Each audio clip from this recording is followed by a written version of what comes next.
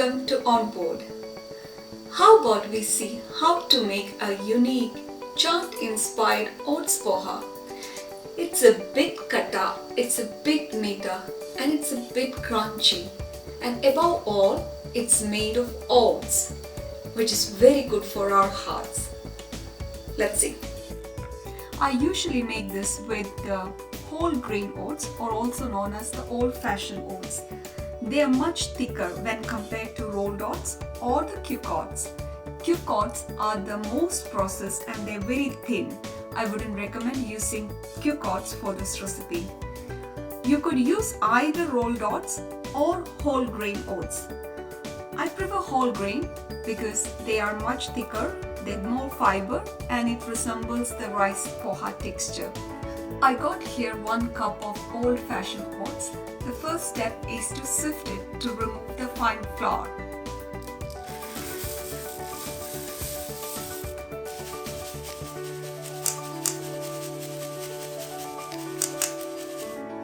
Next step is to soak the oats. For soaking 1 cup of oats, I'm going to add 2 cups of water at room temperature. And to this water, I'm adding a 1/4 teaspoon of salt and a 1/4 teaspoon of oil. This oil added at this stage helps the oats to stay fluffy during cooking. Soaking oats also has an added advantage. It helps to remove the phytic acid contents, and this improves the nutrient absorption to our body. The old-fashioned oats usually takes 4 to 5 minutes for soaking. If you're using rolled oats, don't forget to check it around 1 or 2 minutes time. When it becomes soft, that's when it's ready to drain the water.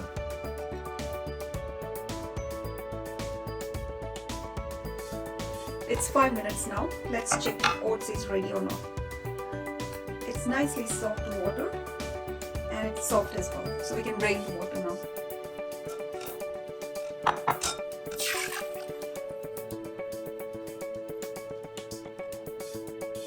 For 1 cup of oats, we would need 1/2 teaspoon of mustard seeds, 1/2 teaspoon of cumin seeds, a little bit of turmeric, 1/4 cup of peanuts, and 1/4 cup of sultanas.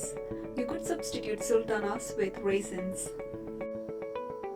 A little bit of chaat masala. We would also need 1 large onion thinly chopped, 1 tomato thinly chopped as well. I have removed the seeds in them before chopping. Around 2 tablespoons of chopped coriander leaves, 2 sprigs of curry leaves, 1 lime. Half of it I'm going to use it for juice to add it to the poha, and the half I'm going to use it for garnishing. And 1 green chili finely chopped as well. So let's begin the cooking then. Let's keep the pan on medium heat. I'm going to use 1/2 teaspoon of ghee to roast the peanuts.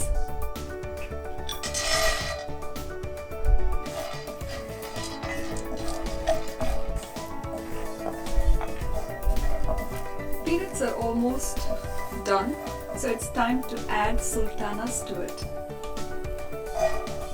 Compared to raisins, I've always felt like sultanas are more sweeter, so I prefer to use sultanas instead of raisins. But if you have raisins, feel free to go ahead with it. We can now keep them aside. To the pan, I'm adding 1 tablespoon of oil, 1/2 teaspoon of mustard,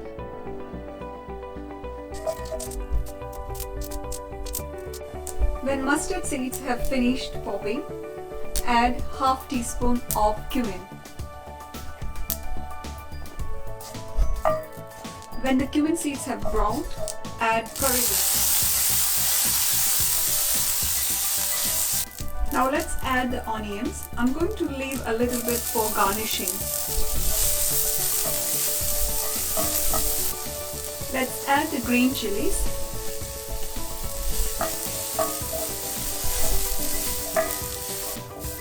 Now the onions are translucent. Let's add the turmeric powder. I'm adding 1/8 teaspoon of turmeric powder. We'll saute it till the raw smell of turmeric is gone. I'm adding 1/4 teaspoon of salt, 1/4 teaspoon of sugar too. Now it's the time to add the drained oats.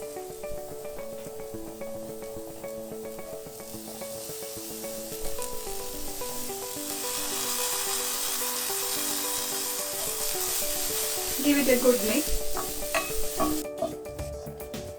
Now let's turn the heat to low and cover and cook it for 5 minutes.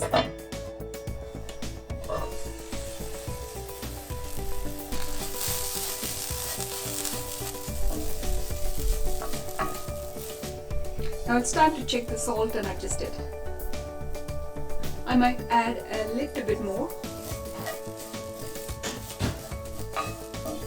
Turn off the heat. Time to squeeze the lemon.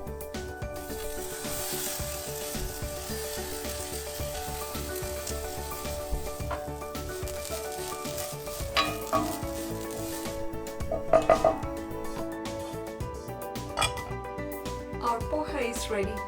We'll wait for a few minutes to cool it down. We don't want our save to go soggy.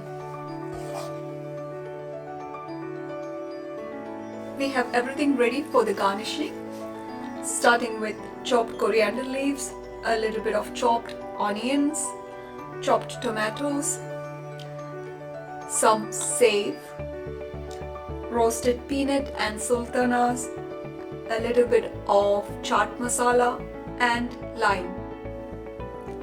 I'm adding the remaining chopped onions, chopped coriander leaves, roasted peanuts and sultanas, a little bit of chopped tomato, 2 pinches of chaat masala. Mix them well.